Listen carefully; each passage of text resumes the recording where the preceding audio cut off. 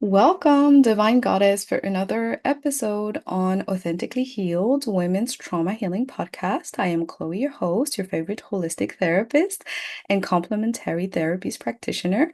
And today's topic is going to be about how to regain your power in relationships and how to navigate relationships remaining in your power. So I thought this topic was really important to touch on for women. So this episode, this obviously my podcast, my YouTube channel, if you're catching this on YouTube, is for women and women only. So I am talking exclusively to women, and this is only for women, okay? So, as women, obviously, we've been conditioned to be extremely powerless in relationships, to always crave for a partner, to always want kind of seek like kind of really seek validation outside of ourselves.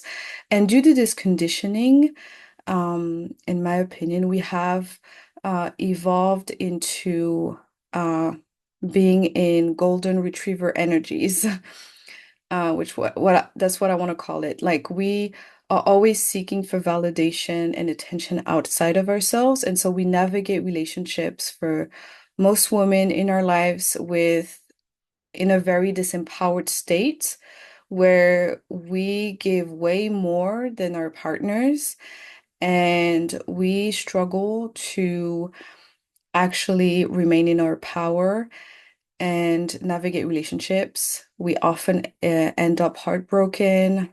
We often end up being the chasers.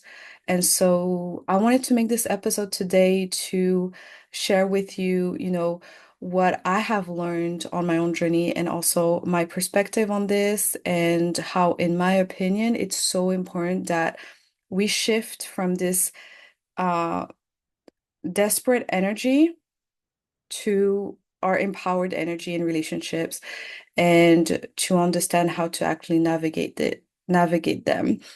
And one of the things that I feel like is really important to share uh, in this topic is the concept of being very desperate. As women, we're raised to be in a desperate energy, to be in a codependent energy. This obviously comes from our patriarchal society, misogynistic society that conditions us since our youngest age to be disempowered so we can contribute to the system. And the system needs us to be disempowered. So this is why this topic might trigger a lot of hate, probably, or might trigger some people, um, because obviously it challenges, the entire belief system that society is built on and the our current society. Not that there's always been that type of societies, but it's definitely this current society, the modern industrial, after industrial revolution society, right? Modern society. Um, and and so the issue is that because we are in a disempowered state, we are not able to navigate, as I was saying, a relationship in a powerful state and actually grow in relationship the way we're meant to. So the thing is that it deprives us also from growth, from growth and evolution and ascension for us, and actually embracing our power and what relationship are here to teach us, basically. And it keeps us in this loop of disempowerment. So the second thing I want to touch on is that what is the purpose of relationship? Because once you take away, right, the need to have a partner, the simple conditioned belief we have, well, relationship are meant for us to share love, are meant for us to, we're meant to find our one partner. We're meant to find that one man or one woman or one person that will make us feel fulfilled and less alone, right? if you take away this definition that we've been conditioned to believe in my opinion, also, relationships are meant for growth. They're not meant to last necessarily a long time, you know? And at the same time, we are meant to find a lifelong partner, someone we truly want to grow with continuously. Um, but we have to go through relationships before that are not going to last to get to a place where we find someone who's actually aligned to our growth. Um, and so the one purpose of relationships is for us to grow and have a mirror, right? And then what differentiates karmic relationships from divine counterpartnership is the fact that a karmic partner, someone with whom the relationship is not meant to last, well, you're going to grow, and then this is going to push away the person. When you find your right partner, the right partner for you aligned to your growth, to your soul purpose, the difference is going to be that you're going to grow, and then the person is going to match you and grow too. And it's going to be constantly like this. Also, some relationships, karmic relationships, you might grow one stage, the person gets to you, and then the second stage, and then it's done. This also can happen, obviously. Um, so a good way, to know if you're with the right person is to see if they match you, if they continue to grow, or they become resistance to you. They try to tear you down. They try to humble you, especially in heterosexual relationships. We know how men are so insecure, and majority of men are so insecure. So it's going to look like, well, he's going to try to humble you. But this also works for any, women, men, um, any partner you might have. Um, they're going to either feel resistance. Usually men are going to be the more like trying to humble you. Maybe other partners might just, say it's if they have some level of emotional immaturity, will tell you like, well, it's not working, whatever, we're not meant to continue together or whatever.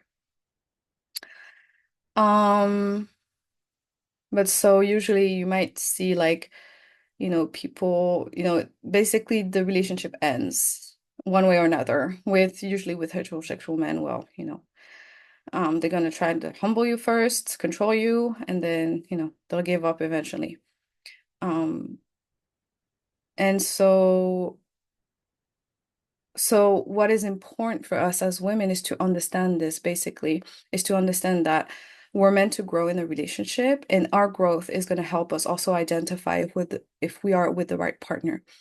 So what do I mean by growth in a relationship? What I mean is relationships are the best mirrors you can find in terms of mirroring back, like realizing that, when it comes to your triggers, your emotional attachment, your childhood traumas, some level of your childhood traumas. Obviously, when you have children, it goes even deeper to help you heal also childhood trauma. But just with a partner, you have a huge mirror in front of you. You have a huge mirror. You have a huge um, opportunity to discover your triggers, to see where are your insecurities, because obviously we all have insecurities. It's not to say that, oh, only men have insecurities, or only majority of heterosexual men have insecurities.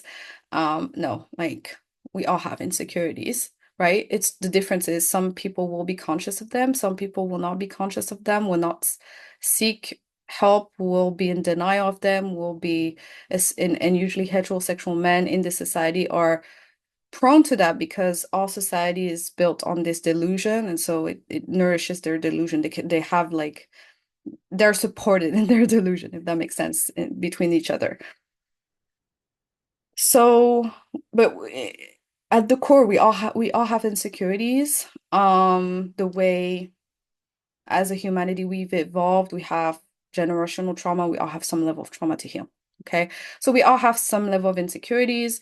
Just the fact that we're disconnected from Mother Earth will ensure that we have some level of disconnect that we need to heal. Okay.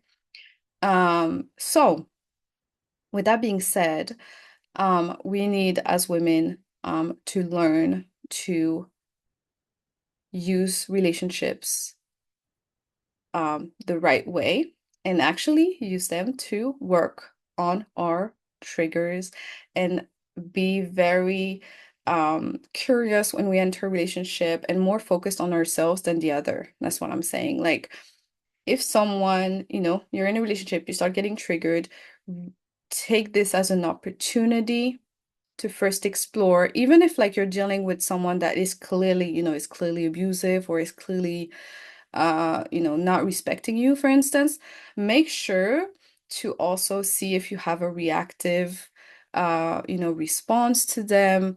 If you react out of character, or if you continue, for instance, dating for some time, even though this person doesn't respect you, but really take this as an opportunity to observe your triggers, to discover your triggers, and to heal. And then dump the ass of that person if they're not meant for you, if they're not respecting you, or just let the relationship fall apart if it's meant to, You'll be doing your grieving at the same time. Like, just trust that process. Um, but anyhow, make sure to focus. We need to focus. We need to learn as women to focus on healing our insecurities through relationship, because this is the best way for us to heal our insecurities. Um, Keeping in mind, obviously, that we're human beings, we have the ability, all human beings, we have the ability to self-heal, okay? So heal trauma. So we have self-healing capabilities. So relationships are really here to help us heal, to help us work through our triggers, our wounds. And this brings us also clarity. Once you start, once you process your wounds, you heal your wounds, you heal your triggers in that relationship, for instance, you also gain clarity, empower yourself, and you can just see the response of the person, right? If the person responds with insecure behavior, try to tear you down, or starts picking fights for nothing, well, it's time to dump that person, to let go of that person. If the person matches your energy and, matches your energy and evolves with you, well, great, and that's really this is my deepest belief. That's what literally relationships are for. There's no like, women, we're not meant, like, you're not meant to chase. You're not meant to go outside of yourself, okay? You're not meant to go outside of yourself. You're meant to work first through your triggers. You're meant to work first, and you're just not meant to chase and to go after the person. You have such great power of manifestation. You're meant to work through your triggers to find that wholeness within you, where you're not in codependency, you're in detachment from that person. You still have affection, love for the person. That's not the issue, but you're not codependent. There's no codependency. And it's in that space that you can see if the person is going to rise up with you, or if the person is going to start feeling insecure and is going to be more so not feeling insecure, but more so in resistance of you, in resistance of facing their own shadows, facing their own insecurities. And that is such a huge, I mean, when on my journey I started implementing that and realized that and had that realization, uh it is crazy how much this started to guide me with, my healing journey, and things started to align, and the wrong partner started to flee out, and then the right partner came into my life. And since then I've been able to, have a partner that grows with me continuously and embrace my empowerment as a woman, as a human with her soul purpose, blossom, becoming more empowered, all of those things, and supporting me and all of that. So I think it's such an important step in a woman's journey. I think we're not enough yet. We're not enough to focus in that way in relationships. And um, this also way of approaching relationships will position you in the right empowered energy and not in a disempowered energy, a desperate energy. You'll also be able to embrace, celibacy. You'll be able to embrace being on your own. You'll be able to embrace all of that, um, and let go of that desperation, which really benefits a lot of people, and especially in heterosexual relationship, it benefits men so much when it comes to heterosexual relationships. Um, but it benefits also any people who are misogynistic, for instance, any person you might encounter, because it's not just men. A lot of men are misogynist, obviously. Um, and there's a small percentage of good men, of actual men who respect women. But there's also, amongst women, amongst other people, like there's also a lot of people who are misogynist also. It's not reserved for men. There are also some women who are in this way. There are also people who are this way, who are trying to fit in society. And so hating on women is easier, right? To fit in. Um, so, it doesn't cancel out. So it's just gonna help you also cancel out misogynist and cancel out like um people who don't respect women, who don't respect you, who are just here to use you, and who will use, if you're in this energy of desperation, well, you're manipulable, you're playable, you're going to be in this naive energy. You're going to be chasing that person. You're going to be giving 90% of your energy to have 10% in return. You're going to be doing everything in your relationship and you're going to receive nothing in return. That is just how it is. We have to learn to get out of this desperation energy and be in an empowered energy where we're self-sufficient, we're whole, and we are just magnetic and attracting exactly what we need and desire. And also being able to transform in our relationships and grow and use them the way they're meant to be used instead of going out of you being in relationships to get validation or to feel like we have a purpose, or to feel like we exist and we have the right to exist in society. No, that's not what relationships are here for. So, in terms of your healing journey and how to self-heal and access your wounds, work through your shadows, access and process your trauma, if you don't have your tools yet, if you have your tools, congratulations, goddess, keep doing you. But if you don't have your tools yet, if you haven't opened that box yet in your life, I highly recommend that you check out my free webinar on how to heal trauma, in which you're going to learn all about trauma, how it's created, how it affects a human being, and also how it's healed, because this is really important to understand. Trauma is healable. Trauma is absolutely healable, unlike the mental health, system wants us to believe, because they want to put us on medications and don't have that knowledge, or, you know, don't want to give that knowledge or don't want to study that knowledge. Well, trauma can be healed, okay? So I highly recommend, if you haven't opened that box yet in your life, to go check that webinar. It's linked in my description, on YouTube, on the podcast, it's linked. Okay, so thank you for watching, Goddess. until the end.